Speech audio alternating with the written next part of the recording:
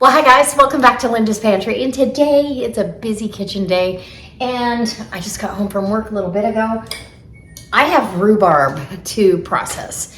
I picked this rhubarb a couple of days ago and as you can see, I put it in the fridge in some water. I washed it and I always leave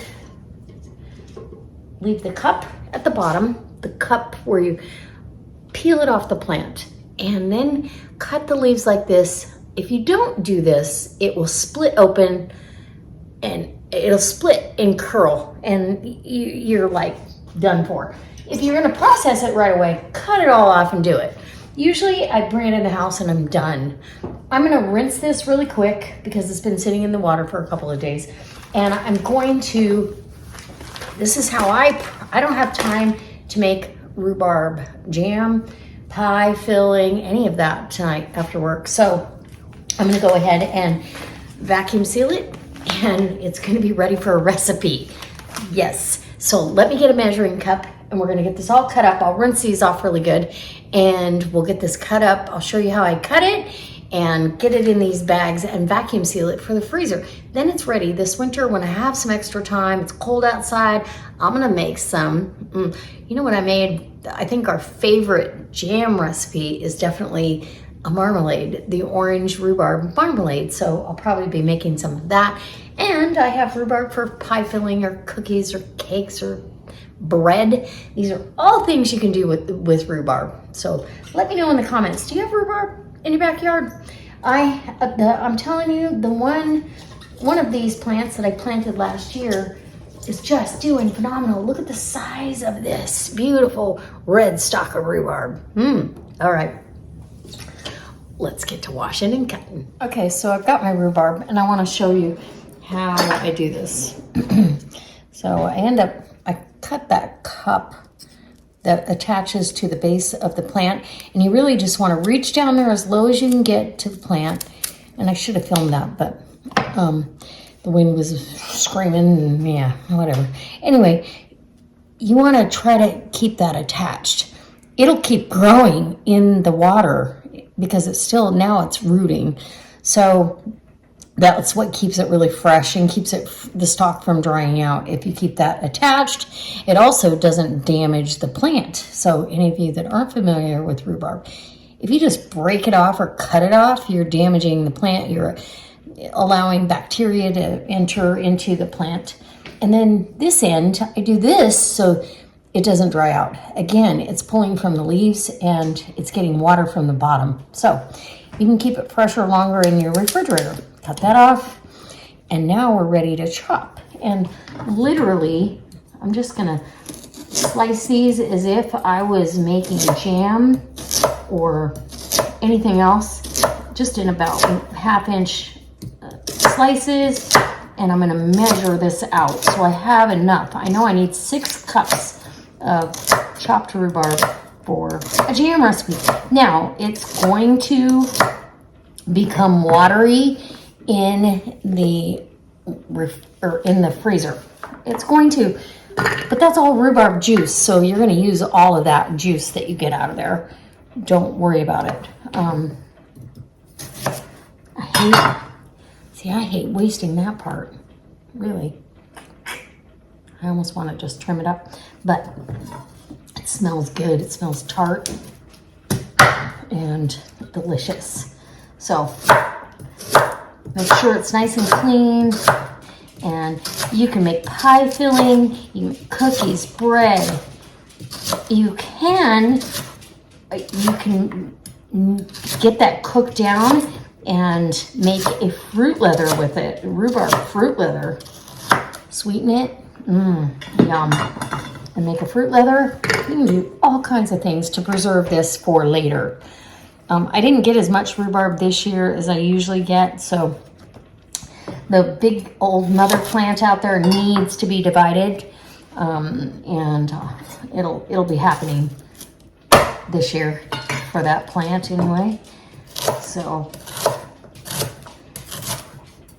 this fall or early spring, you can divide them.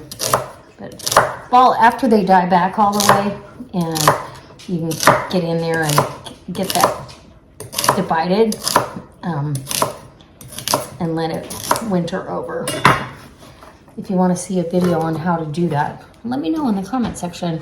Also, let me know, do you freeze rhubarb? Do you make jams and jellies right away? What do you do? Do you try to put it away for later because you're busy? Because that's what's happening today. We're gonna get this in the freezer. I already have some in the freezer. I want to make sure I have enough for a couple of recipes coming up. The jam is a hit. It goes super fast. That is it's a marmalade. It's an orange. I made it for you guys. I put it on my channel. I'll try to link it, or at least you can search rhubarb orange marmalade and you should come up with my video. And there you go. So I'm just gonna keep chopping until I have 6 cups, and I'll bring you back for a second. So look how juicy.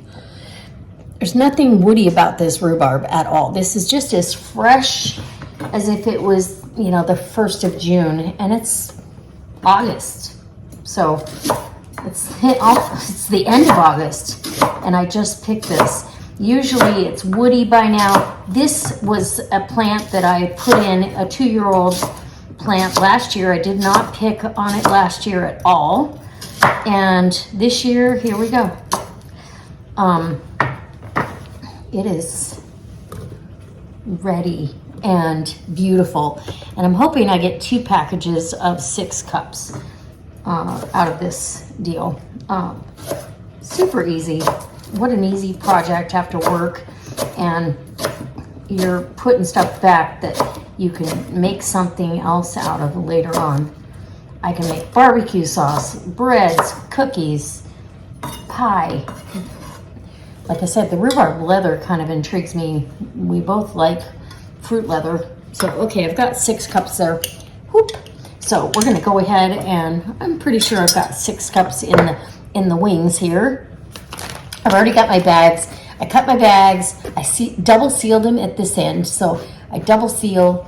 So, and I've already put rhubarb and the month and year. And now I'm just literally gonna pour this in to the bag. This is not very graceful, and pour it in. Okay. And then we'll set that aside. Then I want to get my bag. I want this to be as flat as possible so it stacks nice in the freezer. It's not crammed up on top of each other kind of thing. Almost a single layer is what I'm aiming for, but you know, some of them are going to be a little bit doubled up, and that's okay. We're going to get this done. And super excited about this. Now I have put a couple of cutting boards so it's like level with this, so I can get to without it pulling my bag back out into the food saver. And there has to be a vacuum chamber vac in my future, I'm pretty sure. And we'll be back. Okay. So my package is sealed. I'm going to double seal the end just to keep that as airtight as possible. This vacuum sealer is about on its way out. It takes forever, and it really doesn't do as good a job. So, but we'll wait on that. More to come for that. Okay, double seal on both ends, and there you go. We have rhubarb to go in the freezer. It's going to lay flat, not be a weird, cumbersome kind of a package deal. And we'll get the rest of this cut up. I'll bring it back when I get the second package. Okay, so I am finished. And this one had 7 cups. So I marked on the bag 7 cups and 6 cups on that one. I didn't see a need to separate that. So I got what I wanted. 12 cups is enough for the recipe in the ball book for the sunshine juice. I can do that, but literally these are probably going to be for marmalade because it's divine. And maybe a rhubarb dessert or bread. And I have 1 or 2 more of these in the freezer. So This is how I store my rhubarb when I don't have time for it. It's a busy time of year. We're picking, we've got all kinds of stuff going on. And now you, hopefully, maybe you learn something, I don't know, little tips or tricks that make life easier when it comes to fixing up your rhubarb and changing things up. And if you never thought of this, let me know. If you've ever made rhubarb leather, I want to hear about it in the comment section because I really kind of want to make it. I love the juice. I love the marmalade. I love everything about rhubarb. So anyway, okay, in the freezer they go for another date. And I'll bring you back when I process these. I'm going to let you know exactly what I do with them. So stay tuned. Bye. So I hope if you like this sort of videos, you'll go ahead and subscribe to the channel.